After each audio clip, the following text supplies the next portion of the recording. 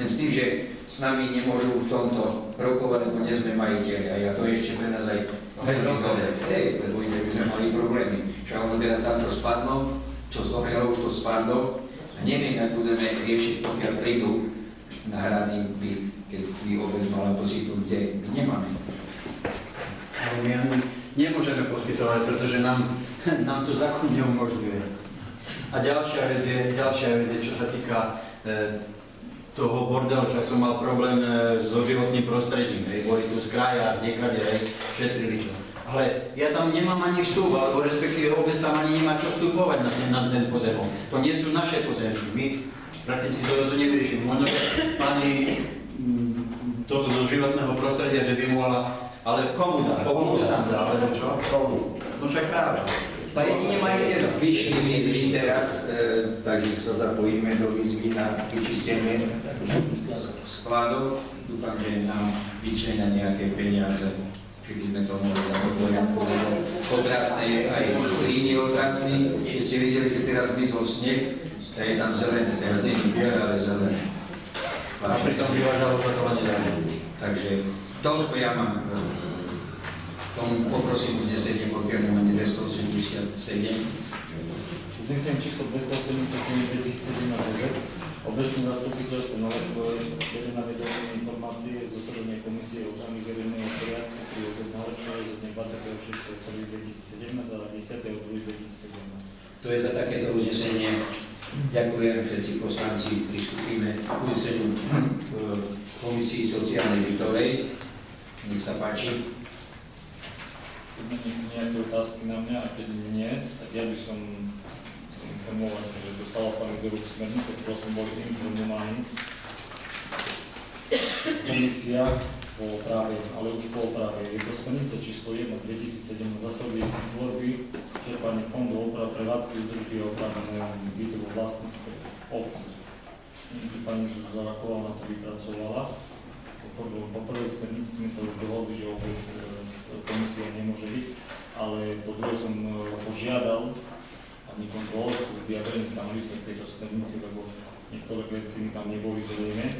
Tam aj textové chyby, zákonné veci, keby mohol by som požiadať pani kontrolu, keď sa k tomu vyjadri, niekto komentuje, lebo za to som to videl na zastupiteľstve, lebo cituje tu pani kontrolka, že niektoré právomoci tým pádom boli zobraté obecnému zastupiteľstvu, takže malo by to byť prejednané. Ja som to neviem, vám sa to asi nedostalo, ale dal som to členom komisii, nech si to preštudili. Môžete pani kontrolka? Tak podľa mňa je to vôbec chybný názor, že nemala by to byť smernica, pretože smernicu obecné zastupiteľstvo nemusí schvaľovať. Ale je to vlastne, jedná sa tu o majetok obce, pretože príjmy z prenájmu sú majetkom obce, tak by toto malo schvaľovať, by ten časť tých odvod časti peňazí do fondu by malo schvaľovať obecné zastupiteľstvo. Vysvetlenie ako, že bytové domy s nájomnými bytmi sú majetkom obce Nálepkovo, ktorá je ich vlastníkom.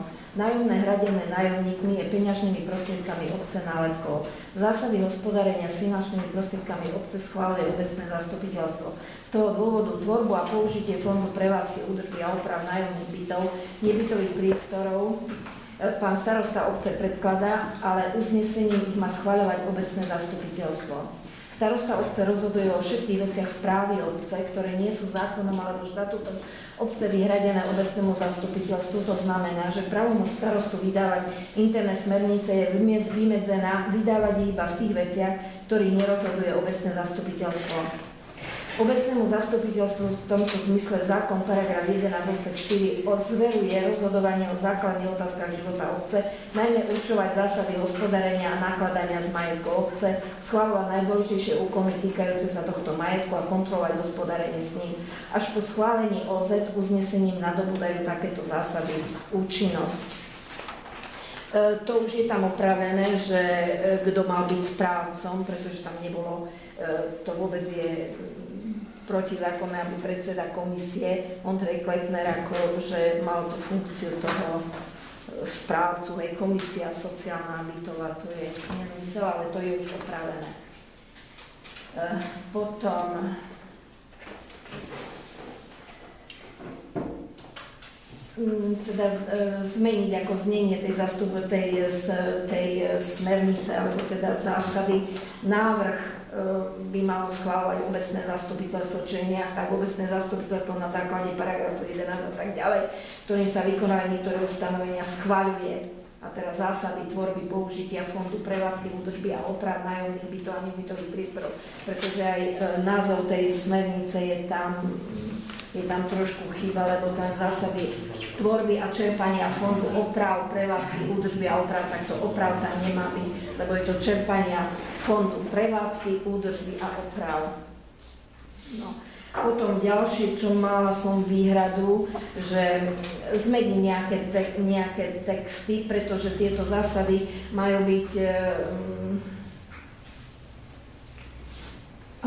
Tieto zásady upravujú podmienky tvorby a použitia fondu prevádzky, údržby a oprav nájomných bytov a nebytových priestorov bytových domov vo vlastníctve obce nálepkovo obstaraných s použitím verejných prostriedkov na účely rozvoja bývania o sociálnom bývaní.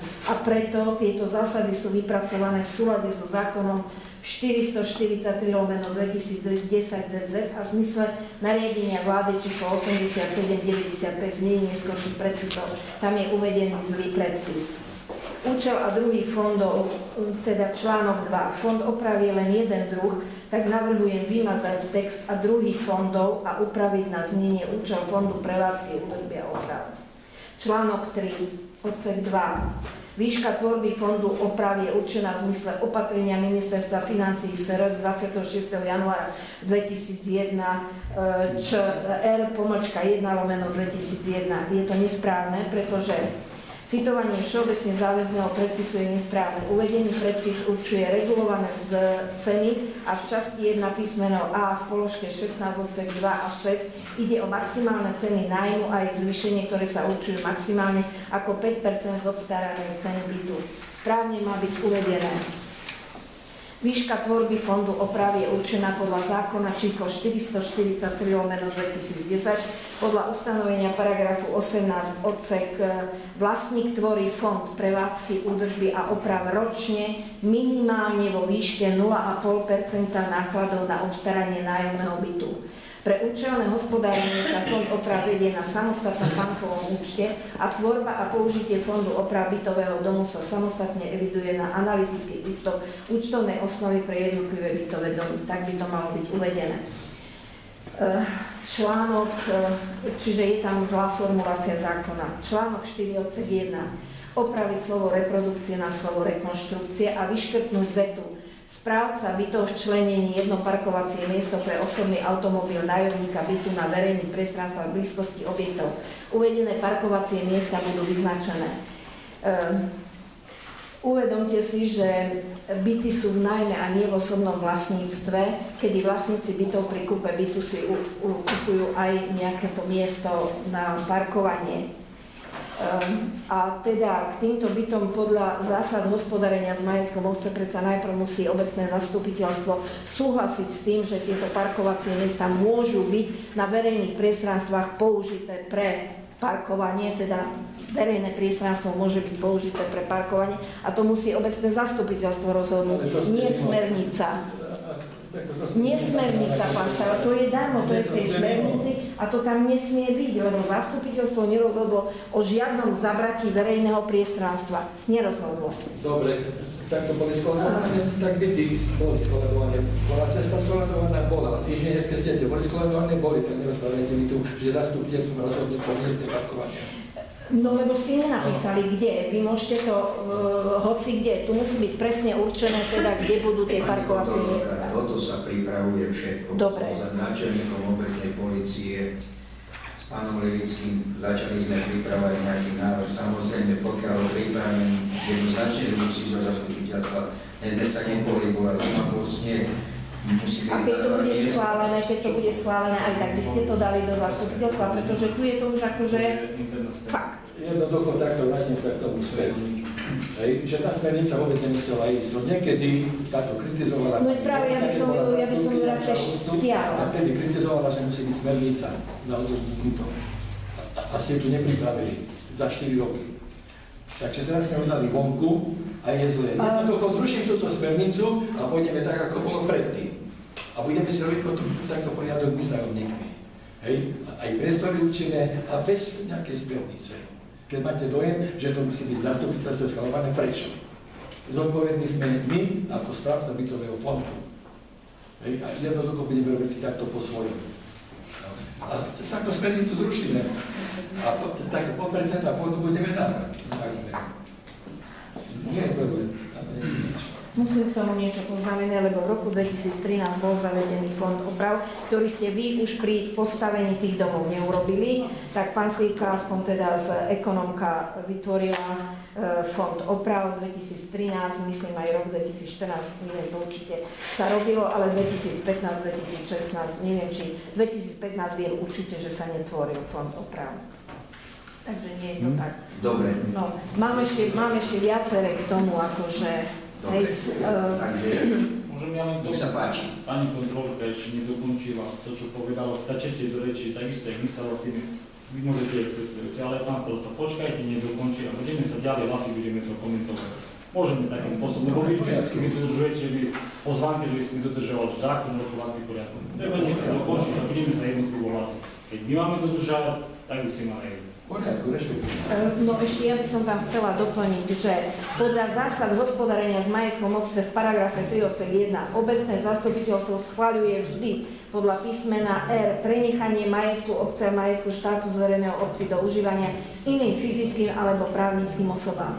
Čiže musí to schváliť obecné zastupiteľstvo. Čiže ak chceme pridať k bytom garantované parkovacie miesta, potom vyčlenenie týchto pozemkov na parkovacie miesta musí vopred schváliť obecné zastupiteľstvo a potom musí schváliť vyberanie, teda zvýšenie nájomného za byt, za parkovacie miesto. Teda má, ešte tu som si také poznamenala, že má obec stavebný úrad, pozemkový plán, zamestnancov kompetentných k objasneniu prenechania majetku obce do užívania iných fyzických osôb. No. Potom je tam aj tie, ako sa môžu používať fond oprav, to tam myslím si, že nie je dosť jasne. Potom o tých drobných opravách nie je tam všetko napísané, lebo môžu sa opravovať aj veci, drobné opravy, ale len do výšky 664 mimo oprav uvedených, ktoré môžu ísť aj do inej výšky, tie, ktoré sú uvedené v prílohe. Ale zákon ešte určuje, že sa môžu hradiť obyvateľom bytu aj drobné, ktoré odstraňuje treba obecný zamestnanec, aj drobné opravy do výšky 664, ktoré nie sú uvedené v prílohe. Potom a náklady spojené s bežnou údržbou bytu sú náklady za práce, toto tam nie je, ktoré sa obvykle vykonávajú pri dlhšom užívaní, ako napríklad maľovanie, vyspravenie drôtikov, aj pastovanie parkiet, udržiavanie obloženia stien alebo opravy stavaného nábytku a tak ďalej. Že trebalo by, ako aby aj súčasťou, teda to som ja už upozornila pri nájomných zmluvách, že musí byť ten pasport bytu, kde je napísané od ktorého roku, čo je tam, pretože len ja som tu, tak zdôvodňujú aj za pána Slivku, aj teraz pán Šmelko, že sú nutné, ale tu sa nakúpilo toľko ohrievačov, konvektorov, ja neviem čo všetkého za tie roky, že neviem, či vôbec máme toľko bytov alebo toľko miestností. Takže si myslím, že treba trošku na to dbať. Dobre, ďakujem. Nech sa páči. Ja budem smerované k tomu, že my sme komunikovali s pani Zulakovou, keď išla tá druhá smernica, tak som povedal, že sadneme si spolu, budeme diskutovať, nájdeme spoločné riešenie. Prišla druhá smernica, preto som požiadal pani kontrolórku a ja sa poukazujem na to, že či to už bude smernica, ale budú zasady. Keď to predložíte aj zasady s tými pripomienkami, že to dáme na poriadok, určite to zastupiteľstvo schváli, lebo toto sme chceli. Len poukazujem, pani kontrolórka, my poukazujem na to, že majú to byť zasady a samozrejme tie textové veci poviazovať vonku, predloží sa to, schváli sa to. Nie je problém, nie je to zákonné, tak ako to má byť. Nie je ako zabrdanie do čo, len môžem. Komunikoval som s pani Zolakovou, on tu zostalo v mŕtvom bode ale opätovne dá svoj názor k tomu, takže k tomu sa vráca kľudne, pripraviť, komunikovať, budeme schváliť. Ďakujem. Ďakujem. Takže môžeme pristúpiť k uzneseniu 288. Uznesenie číslo 288 2017 OZ Obecné zastupiteľstvo na Lepkove berie na vedomie informácie zo zasadania Komisie sociálnej a bytovej pri OZ na Lepkove z 13.2.2017. To je za takéto uznesenie. Ďakujem všetci poslanci. Pripoučíme Komisia kultúry, mládeže a športu. Poprosím pána predseda. Komisia zasadala dvakrát. Plný plán.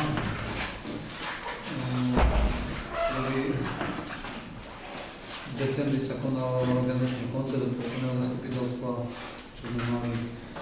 Bola pani Servická z Látky zbor, bola veľká účasť, potom bol výstup na Dárcov skálu, tam bolo trošku menej ľudí, lebo bolo veľmi zlé počasie, neviem ako bolo, potom bol futbalový turnaj vianočný,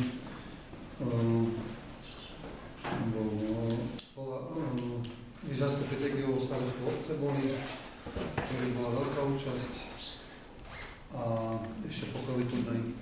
Konštatujeme, že naša mládež je dosť, by som povedal, lenivá.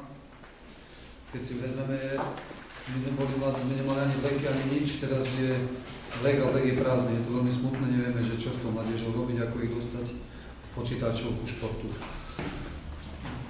Snažíme sa robiť s mládežou čím viac. Na Žiarskej Petekov bolo veľa ľudí. Neviem, či niekto niečo má k tomu. Ja si myslím, že dobre taká ako je. Vôbec dala veľké peniaze na tieto akcie a účasť je dosť malá takých akcií športových. Ďakujem. Má niekto? Ja by som chcel len tým lyžiarským pretekom. Bol som tam, zúčastnil som sa divák a môžem povedať, že boli na vysokej úrovni, šport bolo pripravené aj s veľkou účasťou. Naozaj to malo dobrú úroveň. A pomáhatejší, že sa zapojili do organizácie noví ľudia a mladí ľudia, ktorí v podstate túto akciu zorganizovali. Máme lyžiarsky oddiel a z toho oddielu. Pani riaditeľka? Ja som len chcela povedať, prepáčte, trošku slova asi. Len my sme už mali jednu takúto akciu, kde bol vek na korčuliach, alebo čo tiež tam tie deti neprišli. A dohodli sme sa, že keď takéto akcie budú, že sa to dá vedieť v škole a že to tak trošku skoro trochu vieme, aby viac tých detí prišlo. Tak bolo by dobre, keby v budúcnosti sa urobila a oni potom tie detská prídu. Povedzme, korčule sa preložili na druhý termín, lebo to bolo malo. Áno, na ten druhý, áno. Takže konštatujem, že tá máte, že trošku taká lenúša. Dobre, ďakujem. Môžem pristúpiť k uzneseniu. Uznesenie číslo 289/2017 obecné zastupiteľstvo na Lepkove berie na vedomie informácie z zasadania Komisie kultúry, mládeže a športu pri OZ na Lepkove dňom 15.1. a 15.2.2017. To je za Ďakujem všetci poslanci. Pristúpime ku komisii finančnej a správy obecného majetku. Prosím, pána predsedu. Komisia finančná správy obecného majetku zasadala dne 22. Pričom sme prejednávali informáciu na plnenie investičných aktivít za rok 2017, a kde sme prejednávali žiadosť pána Jana Sovela do Sovelovej s tým, že posúvame to ďalej do obecného zastupiteľstva, nakoľko sme sa v komisii neshodli na tej zámene pozemku. Že toto máme robiť. Máme tam pán Sovel s pánom Ľudkou Sovelovou tvrdil, že kupoval pozemok v 3. Hamri, ktorý kupoval postavený pozemok a potom prišiel na to, že je tam vecné bremeno. Nevieme ten problém dosť. Neviem, čo s tým ďalej. S tým je to malo rozhodnúť obecné zastupiteľstvo. Pán doktor? Ja som predložil toto komisii, tam je popísané, o čo ide, som nevedel, aký závery až dnes ráno tej finančnej komisie. No, tu je na to, aby pokiaľ sa predložilo nejakú z tých alternatív schválilo alebo neschválilo, to musím to dopovedať takto, že jak tu pán predseda finančnej komisie hovorí, že bol zostavený pozem, tiež nie je pravda. Toto, že je tam zriadený